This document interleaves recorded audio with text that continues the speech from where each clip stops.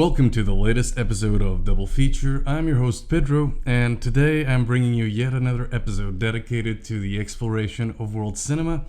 This time around, I'm exploring Australian cinema. Oh, miss you farted!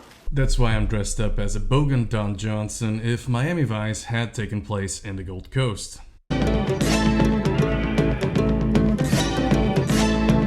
Before I start this episode, I'd like to preemptively apologize to all Australians and especially to my friends for my poor attempts at pulling off an Australian accent and other cultural references that may be deemed inappropriate. So, to Tegan, Fable, Ben, Jeff, Liam, Brittany, and Kira, from the bottom of my heart, I'm sorry. When we think of Australian cinema, we probably think of 90s indies like Muriel's Wedding, the iconic comedy Crocodile Dundee, and yes, even the great action title Mad Max Fury Road. The fact is that despite these relatively recent high-profile titles, Australian cinema was virtually non-existent just 60 years ago.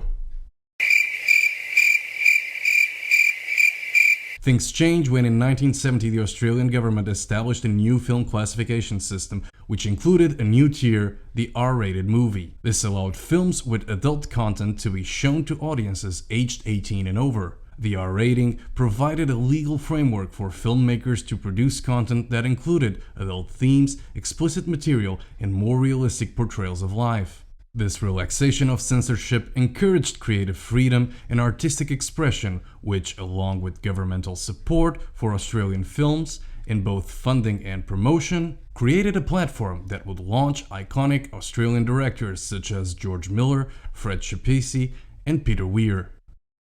But how did Australian cinema go from practically a wasteland to a prestigious brand of world cinema? Well, through loads of trial and error. This is going straight to the pool room. During the 1970s and early 1980s that resulted in a macro genre called Ozploitation, an all-encompassing term that includes all low-budget Australian films characterized by their exploitation of sensational and controversial themes and subject matters, often featuring elements such as sex, violence, and horror. Many Ozploitation films achieved commercial success both in Australia and internationally and helped to put Australian cinema on the map by cultivating local talent and attracting international stars as well. One great example is 1981's Road Game, an intense road movie/thriller starring Jamie Lee Curtis and Stacy Keach. One of the most recurring topics or themes present in Ozploitation is nature fighting back, a variation of the nature horror trend of the 1970s movies rooted in a simple ecological message. The power of this kind of animal attack type of movie is particularly strong when it comes to Australian cinema. The country may very well be known for its lovely creatures like the cuddly koala, the smiling quokka, the adorable kangaroo, and the leathered-skinned Paul Hogan. However, Australia does have a reputation for being a dangerous country, as it is home to unique and diverse wildlife, which includes a number of species that can pose significant threats to humans. Gentlemen, this is Democracy Manifest. Australia isn't as dangerous as it may seem, but let's just say that movies and media in general have done a disservice to the country. So today in this episode I'm bringing you two examples of nature-based exploitation that perpetuate the notion of Australia as the most dangerous place in the world. Two titles where the conflict between humans and the natural world is the central theme. Two movies where its characters experience physical and emotional isolation. So join me on this one, will ya? Go to your local bottle-o, grab your favorite blotto sauce, and prepare to have heaps of fun exploring the land down under.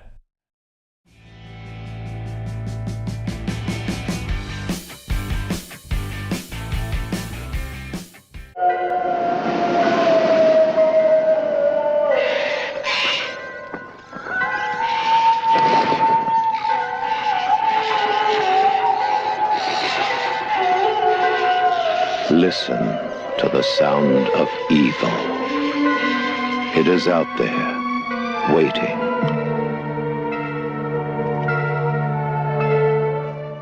In Long Weekend we are introduced to a couple, Peter and Marcia, who embark on a camping trip to the wilderness for a long weekend in an attempt to rekindle their strained relationship. Everything from the way the couple prepares for the trip to the way the journey toward their destination takes place exhibits a complete lack of awareness of their surroundings and the utmost disrespect for the environment. As they venture into the remote coastal area, the couple begins to experience a series of bizarre and unsettling events in nature. Amid the scenic beauty of the wilderness, the environment itself seems to react to the couple's presence, creating an atmosphere of tension and unease. Peter and Marcia's interactions become increasingly strained, mirroring the growing hostility of the natural world around them. Their descent into a surreal and unsettling experience highlights the consequences of their actions on the delicate balance of the ecosystem. Let me start by saying that Peter and Marcia may be the least empathetic characters I've seen in a thriller. They're loud, abrasive, and professional litterers. They're so bad not even couples therapy seems to be helping them.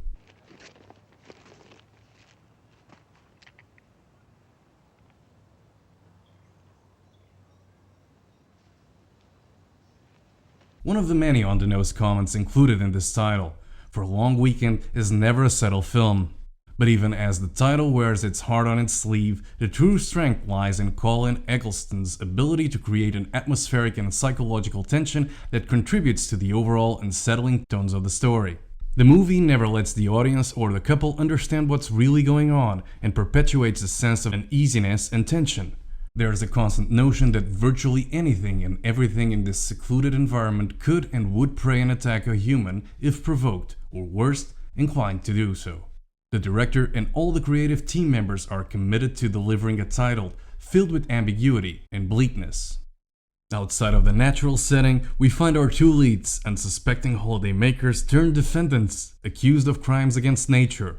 The couple is made to suffer not only because of their constant self-absorbed behavior, but also because they're outsiders.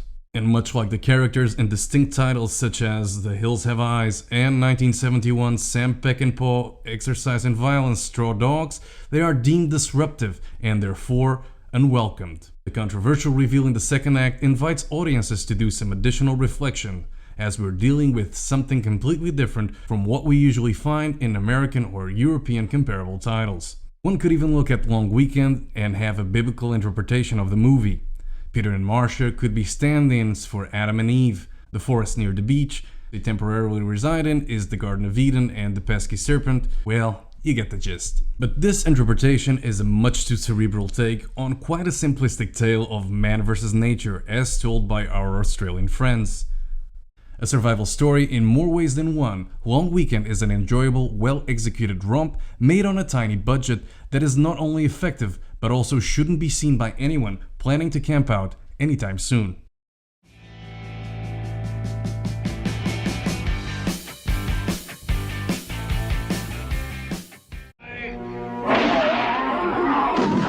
Somewhere in the Australian outback, he's waiting. Something big scared him away. Like what? I don't know. But it was huge. It was as big as a rhino.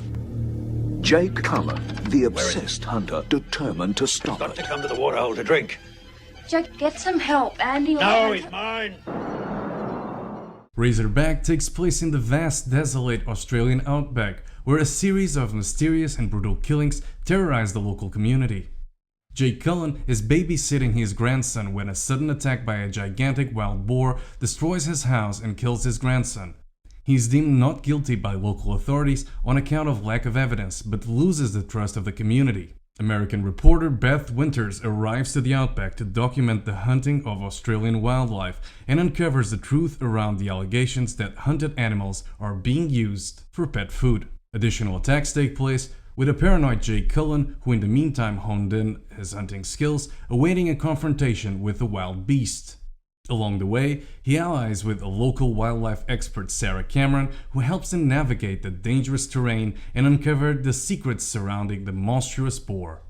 I think that any more details around the plot would spoil your viewing experience of this excellent B-movie. It's easy to dismiss Razorback as a mere copy of Jaws set in the outback. I mean, the movie even starts with an Alex Kintner kind of death that makes you want to go. Tell him he's dreaming. But the truth of the matter is that this Aussie title is more focused on the surroundings and on portraying the outback as a lawless, unforgiving territory where the animal threat is almost as dangerous as the human creatures that inhabit this land.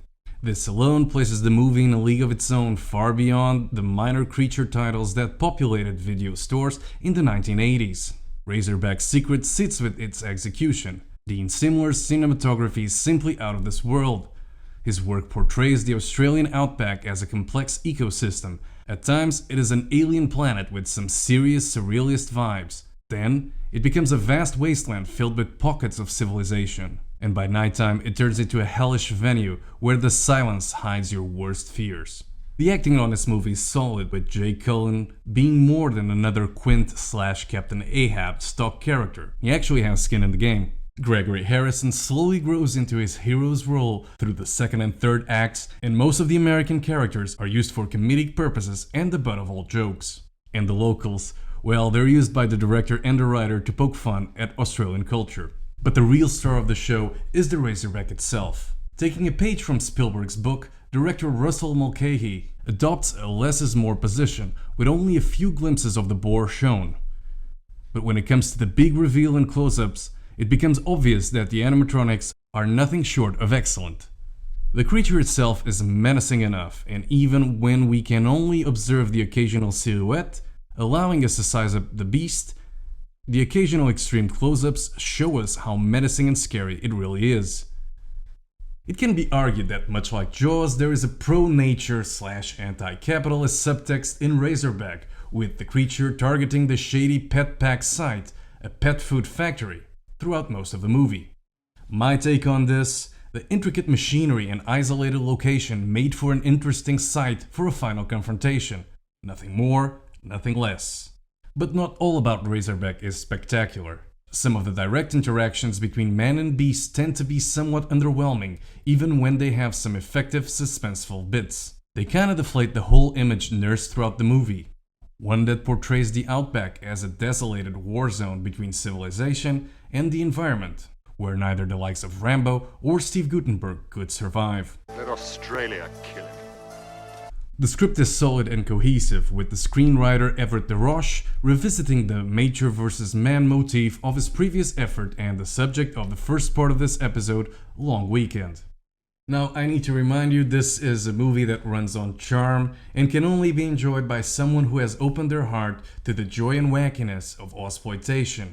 Razorback is a capable and competent effort that will delight monster movie fans and those just getting into this beautiful genre. It's without doubt the best movie about a killer boar that was ever made, and an obvious influence in the 1990 American production of Tremors, the Kevin Bacon starring vehicle with a similar premise. So there you have it. If this little crash course on Ozploitation piqued your interest, I highly recommend you to watch the 2008 documentary Not From Hollywood, where you can find plenty of other suggestions that fit the mold of this lovely genre. Once again, I'm Peter from Vinyl and Celluloid, thanks for watching, and if you are interested in finding out my thoughts on other movies, go over to my Letterboxd page, where you can find over 400 movie reviews penned by yours truly. Until next time, keep the reels rolling.